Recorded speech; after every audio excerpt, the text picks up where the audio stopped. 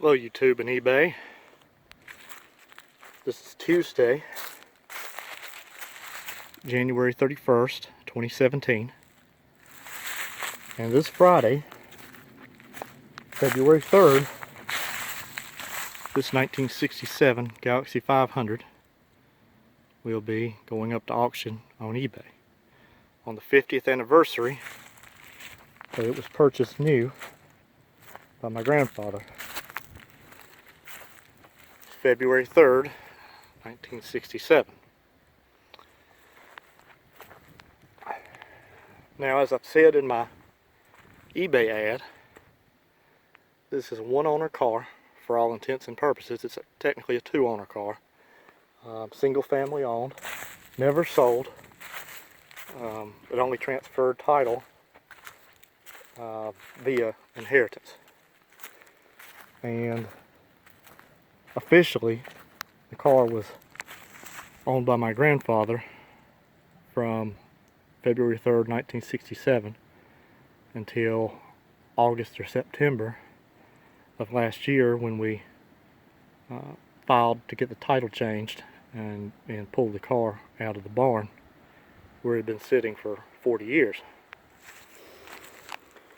And though my grandfather did pass away in 2003, we hadn't transferred title, and that in and of itself, transferring the title of this car, since the title was lost and there was still a lien on it, lien showing on the title, obviously the lien had long been paid off. That was an interesting story in and of itself. But, and I should add, the bank that the lien was through, this Northwestern Bank, which is long defunct. So that was an interesting process to get the lien removed and get a clean and clear title. But we have that now, and it's ready to be signed over to the high bidder at the end of this auction. Now, a little bit of history. As I said, the car was purchased new in 1967, and it was purchased by my grandfather. It was purchased primarily for my aunt to drive, and it was also used for, just as a car for the family in general, to run errands in and whatnot. My grandfather traded his 1960 Galaxie, a black and white 1960 Galaxie, in on this car, and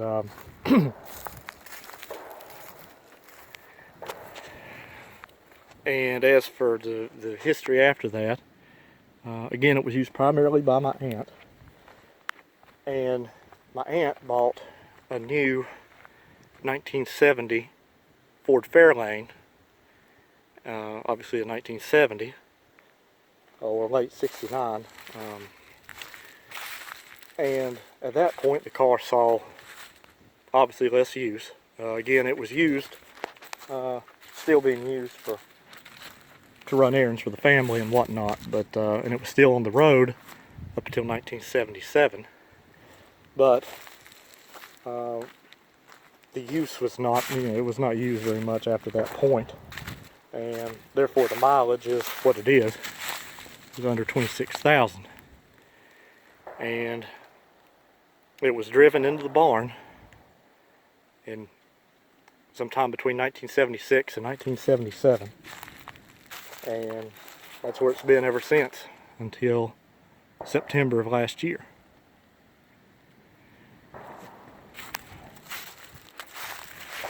Now, the car's not perfect. As far as, now, it is unmolested. It's an unmolested car. I would say it is probably 99% complete and probably 95% original.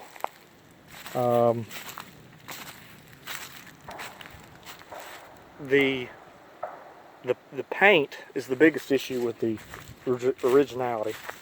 It has been repainted again sometime prior to 1977. This was done back in the day. It was not done anytime recently.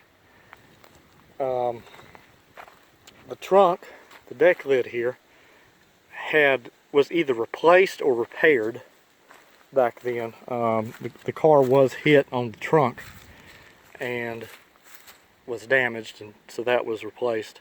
Again, this was, you know, before or at the beginning of 1977.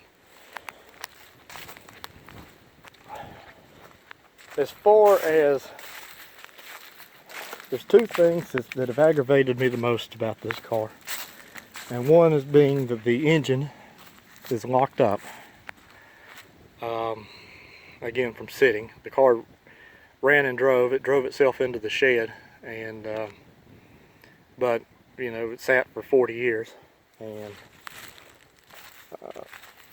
so it was. That's what locked the engine up. But the other thing that's kind of bugged me is, for the life of me, I cannot find the hubcaps for this car. And I have a strong suspicion they're around here somewhere, most likely in the same barn where this car came out of. But there's a lot of things in that barn. It's a fairly large barn, and I haven't been able to find the hubcap. One thing of note here, if you see this, obviously it's upside down, but it says Laws, L-A-W-S, and that was my grandfather's name and my mother's maiden name, and so that's interesting. Apparently at some point when it had, maybe the car had new tires or something put on it, somebody marked that on the wheel. I'm not sure if it's on any of the other wheels or not, but either way,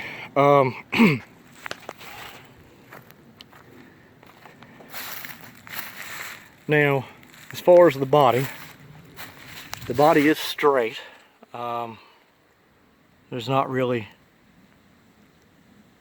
any sort of serious damage to it. There is a dent here on the bumper.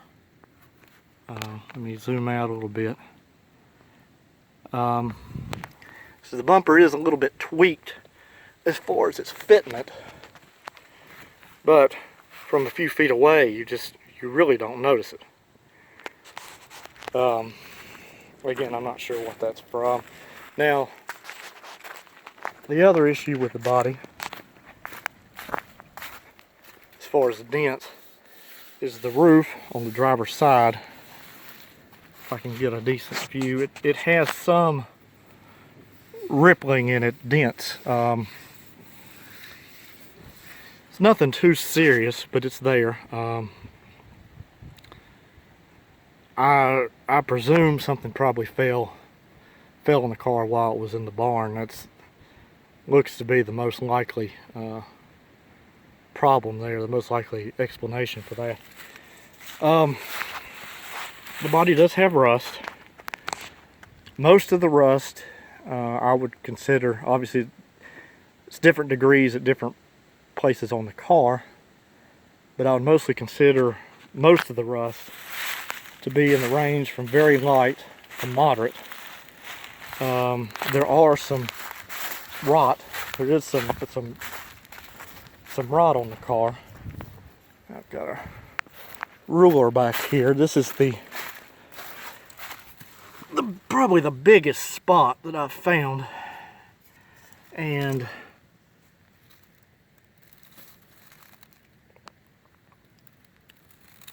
we'll call that 2 inches. Looks like it's a little bit under 2 inches from this angle, but it's hard to tell. 2 by 2, we'll say. Go ahead and round up, call it 2.5 by 2.5. But that seems to be the biggest. One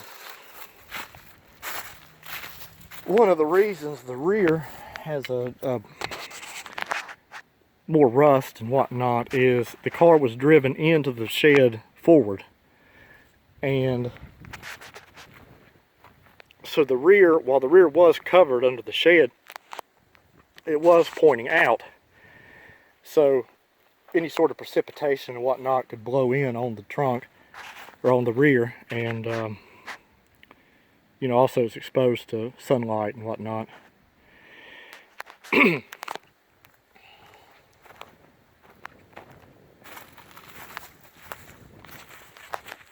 there is some rust in the trunk, which I'll show a little bit later when I get to that.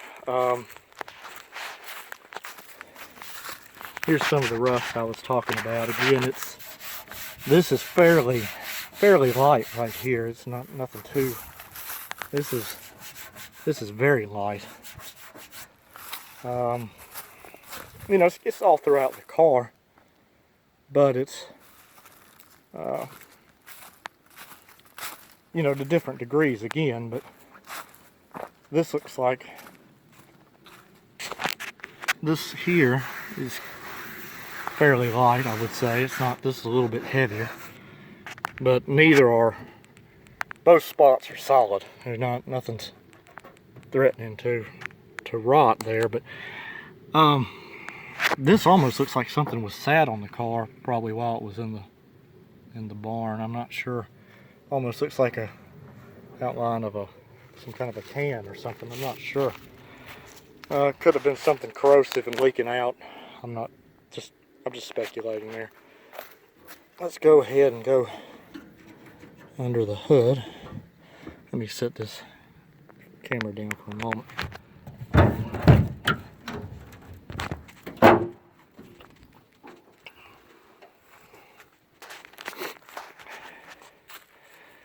Again, this is the 390 H code, big block V8 FE series. Again, original to the car. Numbers matching, if you will. Although, you know, many years Ford didn't have the same number system as say GM or others, but for all intents and purposes, it's numbers matching, all original car. As far as the engine, transmission, and whatnot, again, I would say it's you know, 99% or 95% probably original. Again, the paint being the big issue there, or the biggest issue. I mean, these hoses, the belts, all the rubber under here, all of this is as it was when it was parked sometime around 77. I mean, it's all dry rotted. Obviously, you're not going to reuse these belts, but you know, it is what it is. They're actually stuck onto the pulleys. I loosened up the alternator and the power steering pump here, and at one point I put them back, but I loosened them up and was going to take the belts off when I was trying to see if the engine would turn, but the belts didn't want to come off, and I didn't really want to tear them off. So again, that's what it is. Engine oil, it still holds oil. It's still got the oil in it that was in it in 1977. Again, it's dirty, as you would expect, and like I said, the engine's locked up, so you have to, you know, if you go through rebuild, you should be putting new gaskets and everything on anyway. But I just found it interesting the oil hadn't leaked out over the years. The battery, I have a battery in it just to test out some of the electrical system right now and show you some of that. Battery is not included. I did put a new starter solenoid on it. It didn't have one originally, then I found one later in the trunk. I don't know if that's any good or not, but it's included with the car. But this new one is included. I put a new power wire on it. Again, all this just to complete the electrical system on the car. Obviously, this power wire is a little bit too long for it, but it works for my purposes here. All that's included with the car.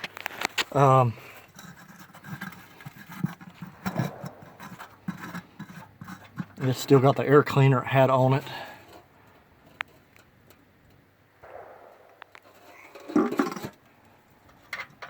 Again, a lot of this is pretty rusty under here.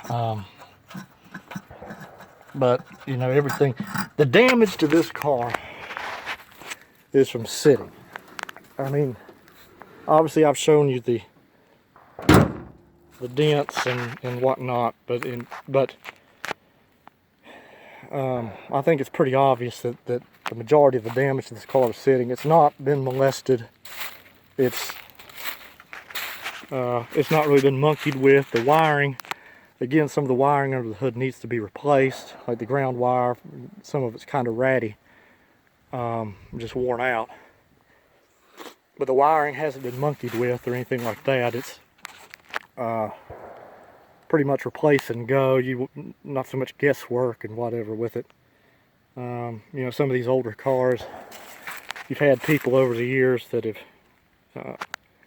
you know, monkeyed around with the wiring, and you know, you find one electrical issue and then you end up with 20 more because you got to undo what somebody else did and whatnot. This one's pretty straightforward as far as that, in that respect. The windows all work. They're manual windows, crank windows, but they all work. The passenger side is a little bit, requires a little bit more effort. The others roll up easy, very easy. Of course, it's got the vent windows, the roll up, the actual. You've got the little crank to roll the vent windows in and out. Rear quarter windows roll down, all that. The interior is in pretty good shape, I would say. It's got some patina to it. The carpet is pretty good except for right here. Now it does, you know, I'm not saying the carpet doesn't have stains, but as far as the, you know, the carpet being solid, this is the only tears, or the only tear in the carpet here at the driver's side that I can find. The seats, again, the seats are pretty solid. They may have some patina to them too, but again, they're no tears except for what I'm about to show you. Right here, where the seat stitched together, that's come undone. Obviously you won't see this when the seat's in its normal position. You only see it when it's folded forward. And there is this on the back of the seat, and you can even see where at some point back in the day somebody had tape over this. Again, that's not very big. I don't have my ruler handy right now, but you can kind of see it's not a very big tear there. But those are the only two tears I found on the seat. It does have a crack on the dash. The dash is cracked. And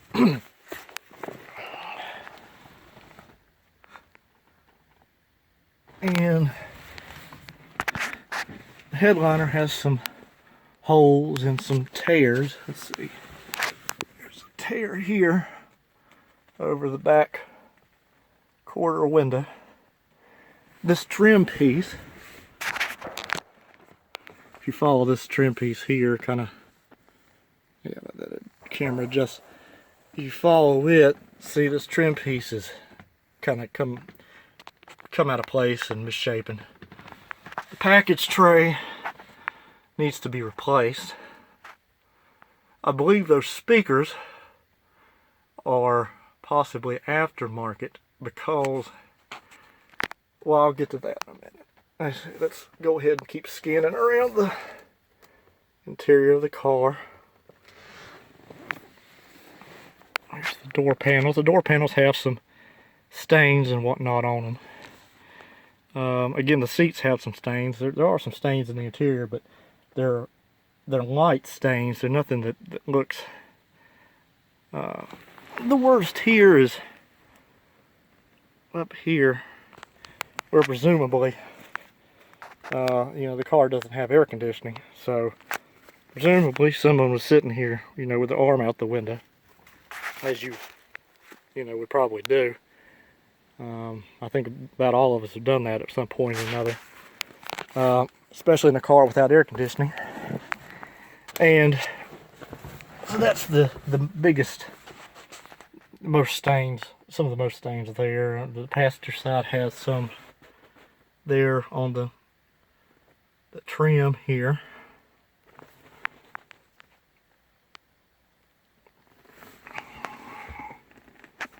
And put these on the floor for a moment.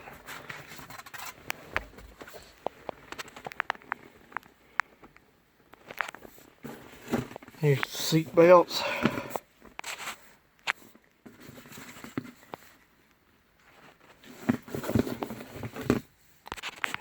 Now,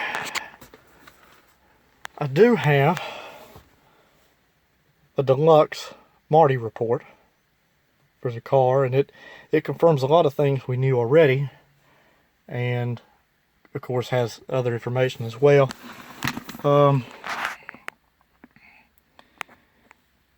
And see, you can see that it was bought at Reavis Autos. It has the P.O. box there.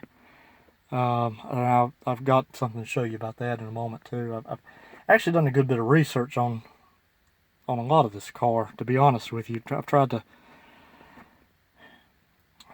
the way I see it, a car, a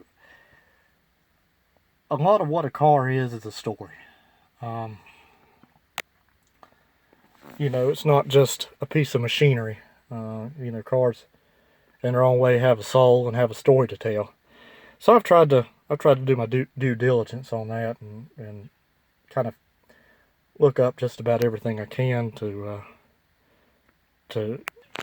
be able to pass that information on to the next owner, and just out of my own curiosity as well. As you can see, it was sold February 3rd, 67. And again, it was sold at Reavis Autos, Reavis Ford in Mocksville, North Carolina. Now, here is an ad for Reavis Ford that I found. I was able to do a little bit of research and find this ad on the internet.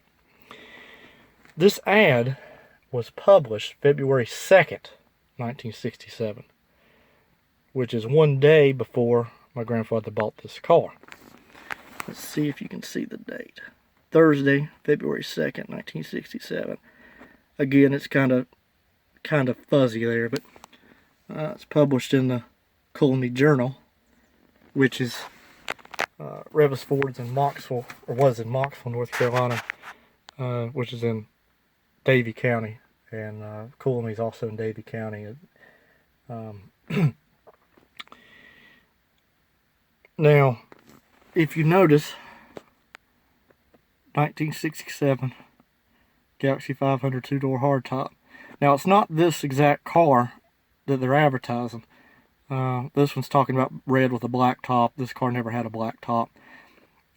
But it's mostly the same car. And you see it's prominently displayed in the ad. And at the time, my grandfather worked in Cooley at the mill. And I kind of have to think the timing of this ad and the timing of when this car was purchased has to be more than a coincidence. I have a feeling that this ad had something to do with my grandfather going to that dealership that day and purchasing this car. Of course, I can't confirm any of this, but it's just speculation, but it's an odd coincidence. And I've done a lot of videos on this car, and my research and everything else. And I've done a good bit of research on Reavis Autos, and of course on the Marti report has their address as a P.O. box, and of course here, actually in the ad, it says 700 Wilkesboro Street,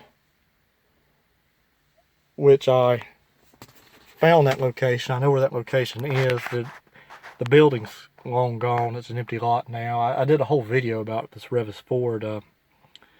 You can look it up, and I have a whole video series on this car. It goes back to when the car was in the barn, obviously before it was pulled out. I actually have a video of when we pulled the car out. And I have a number of videos since it's been pulled out as progress as to get to this point now, as it's now ready for the next owner. Now, the car has under 26,000 miles. It has 25,663 and 6/10 on the odometer. The last inspection sticker shows it was inspected February 21st, 76, at 24,431 miles. Has more information there. I can't read it as well through this lens, but it should show up better on the computer. Again, the inspection expired in February 77. Now let me go ahead and turn the ignitions and demonstrate some of the electrical. The lights, the dash lights work. The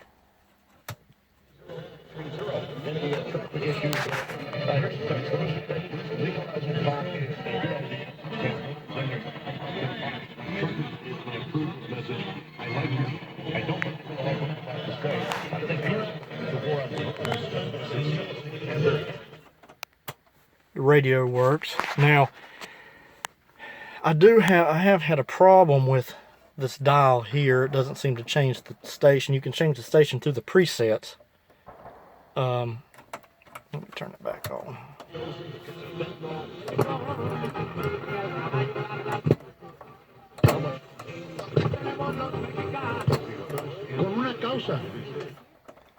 You can change the radio station through the presets.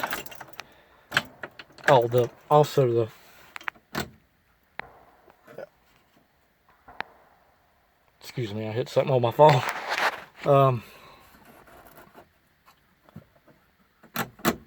Well, this fan sometimes works. Again, some of the wiring needs to be addressed with this car. It has a Dimension 48 4/8 track player. Again, period correct for 1967. I've actually found ads. Again, I've done research on this. It was made by the Ranger company. And getting back to what I was saying about I believe the rear speakers on the rear deck are aftermarket. From the ads I've seen, or one ad I was able to find, this 8-track player came with 2 speakers. So I think those speakers are probably part of the system that came with this 8-track player. Now, I could be wrong, but the ad I found was from 1965 or 66. So this model 8-track player predates the car. Now,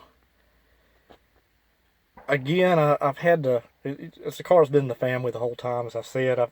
My mother actually drove this car some back in the day. She's rather familiar with it, and I'm been consulting with her about things, trying to actually get the history of this particular car, certain things that are not public record or anything, not the Marti report or nothing would pick up on, just the history of this car itself. Now, from what I've talked to her, what I've gathered, I believe this 8-track player either was dealer installed or was installed immediately after the purchase of this car, because she cannot remember a time with this 8-track player was not in the car. So, and as I said, this particular model I know was out in the Dimension 48 was out in 65 or 67 when the ad I found for it was from that year. I don't remember which year it was, but again, it predates the car, that particular model. So it very well could have been put into the dealer. And you know, it does have the AM radio. Ashtray, cigarette lighter here.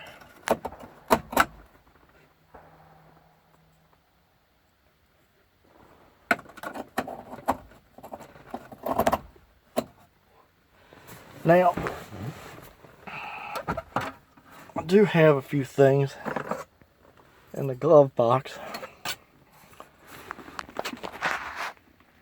These are the 390 fender emblems. They're missing off the car, but they're included with it. This one's a little bent up. It could probably be fixed, but you know, I don't want to mess with that too much. Here's a 0 for the rear quarter panel. Get where it says Galaxie 500. Both the zeros are missing on the driver's side. This is one of them. Here is the 390 sticker that went on the air cleaner. All this is included. Here's the, if this thing will pick it up, that makes it look worse than it is. Well, it's not really picking that up too well. It's actually making it look worse than it is, but that's a sticker in the glove box here. At least it's making it look worse than it is on this, on the phone here, but I don't know how it'll look on the computer.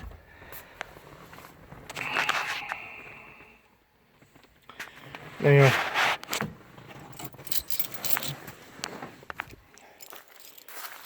I want you to hear something here now. These doors, I'm not going to slam the door, but I'm just going to, I see these doors close like you'd expect on a 26,000 mile car. They're just as easy as you please. And let's go back here to the trunk.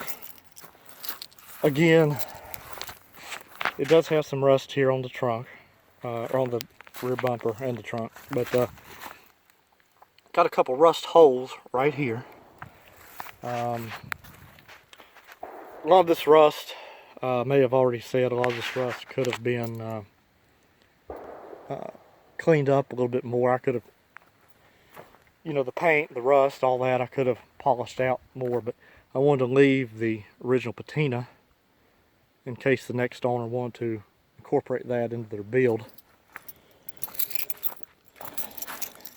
Now this latch here, the lock on the trunk, is a little bit loose. It's just got that way here recently. It's not been that way. Excuse me, I'm sorry for that. Picking up where I left off. Actually, my phone quit recording for a moment. But picking up where I left off, here's some of the stuff from Advance that I bought. Again, that I showed you under the hood. And here's the old starter solenoid I found here in the trunk when I got to cleaning it out. I'm not sure, you know, if this is the one that came off the car or just another one that was thrown back here. I don't know why it wasn't left under the hood. Now here is an old thermostat that I found, and the box, undoubtedly the thermostat was replaced at some point back in the day, and I guess this is the box and the old thermostat was taken out. Now the car doesn't have a spare, but it's got the tie down equipment. It's got the tire iron.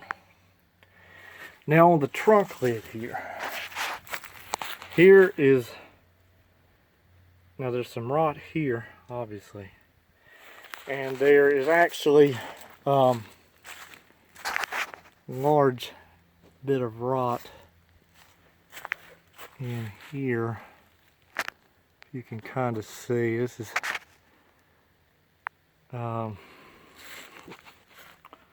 again bigger than that what I found on the side. I'd forgotten about this here actually. So the trunk does need a little bit, the trunk lid here does need a little bit of work. And now here is that in the bottom of the trunk, in the corner here. That's a rust hole there. It's not very big, but it's there. I don't think there's a hole over here,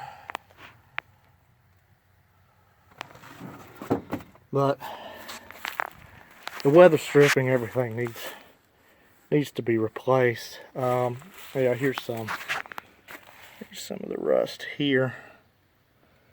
Again, that's because the rear of the car was exposed to more of the elements blowing in and whatnot. Oops. I'll go over here and open the passenger door. Again, here's the interior.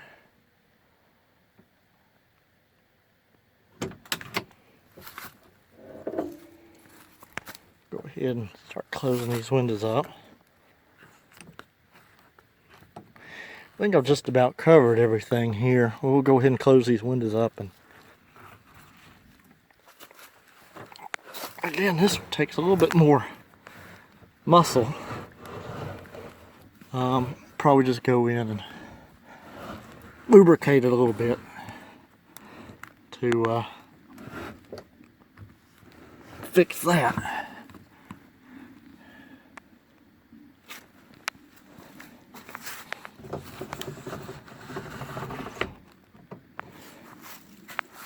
Again, I'll go ahead and close the passenger door. It closes solid.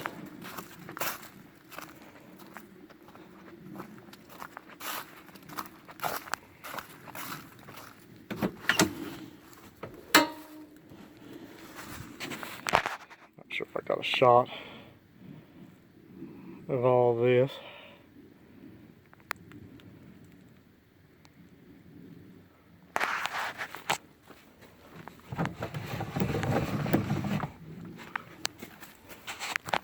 Again, all these other windows are pretty smooth. That one, weather strip was sticking on that one just a little bit that time. It's the first time it's done that. Again, it didn't shut all the way that time.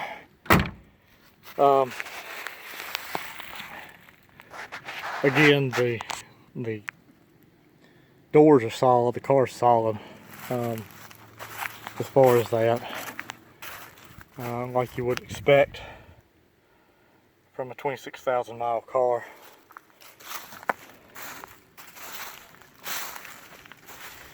Again, the worst rust on the car is this here and what I found in the trunk that I showed you.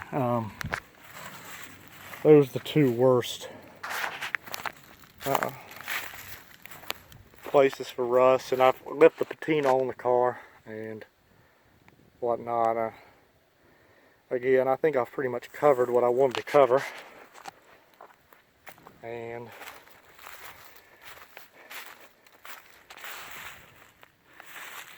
as far as this too, the antenna retracts.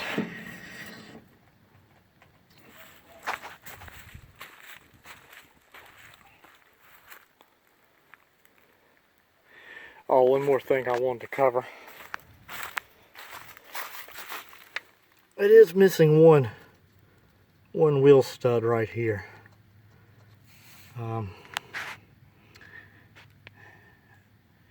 But that's the only one that's missing. And the tires, I got tires for the car, but they're not the greatest.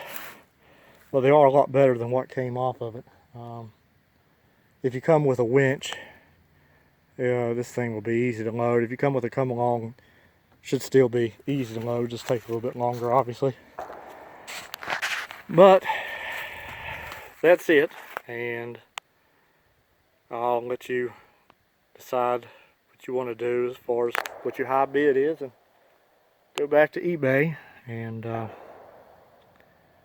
you know, let her go. I've said before in some other videos that,